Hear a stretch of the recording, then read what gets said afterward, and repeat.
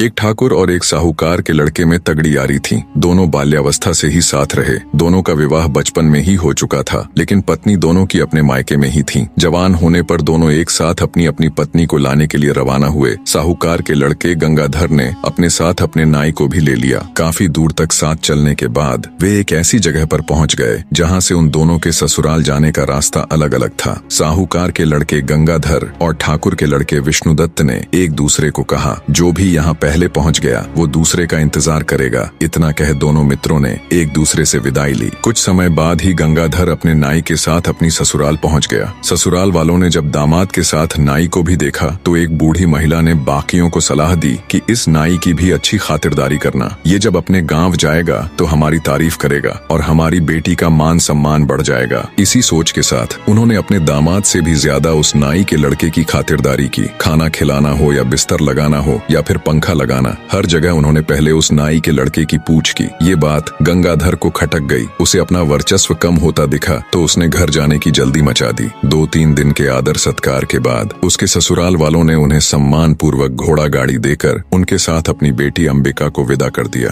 रास्ते में नाई गंगाधर के ससुराल वालों की तारीफ करते हुए बोले जा रहा था कि उसके ससुराल वालों ने तो अपने दामाद से भी ज्यादा खातिरदारी मेरी की है। नाई की बातों ने आग में घी का काम किया। पहले से ही गुस्से से भरा पड़ा गंगाधर उसकी बात से और तुनक गया। उसने अपनी पत्नी और नाई को वहीं रास्ते में छोड़ दिया और खुद अकेला ही अपने घर की तरफ निकल पड़ा। उसकी नव विवाहिता पत्नी अंबिका बेचारी ठगी सी उसे देखती रह गई। गंगाधर के जाने के बाद नाई भी मौका देख अपने गांव की राह पकड़ गया। नव विवाहिता अंबिका पर तो जैसे दुखों का पहाड़ टूट पड़ा। दुखी हृदय के साथ उसने हिम्मत कर वापस घर जाने का फैसला किया और घोड़े गाड़ी को घर की तरफ मोड़ दिया। पर होने को कुछ और ही मंजूर था। वो रास्ता भटक कर किसी अन्य नगर में पहुंच गई। नगर में घुसते ही एक मालिन का घर था। अंबिका ने उसे कुछ धन दिया और कुछ दिनों तक उसके साथ रहने के लिए उसे मना लिया। अंबिका मालिन के साथ उसके घर पर ही रहने लगी। वो मालिन वहाँ के राजा को फूलों की माला बनाकर पहुँचाया करती। अब अंबिका भी इस काम में उसकी मदद करने लगी। मालिन बगीचे से फूल चुन चुन कर लाती और अंबिका उनसे बहुत ही सुंदर और अलग तरह की मालाएं और गुलदस्ते बना देती, जिन्हें मालिन राजमहल तक पहुँचा देती। एक दिन राजा ने मालिन से पूछा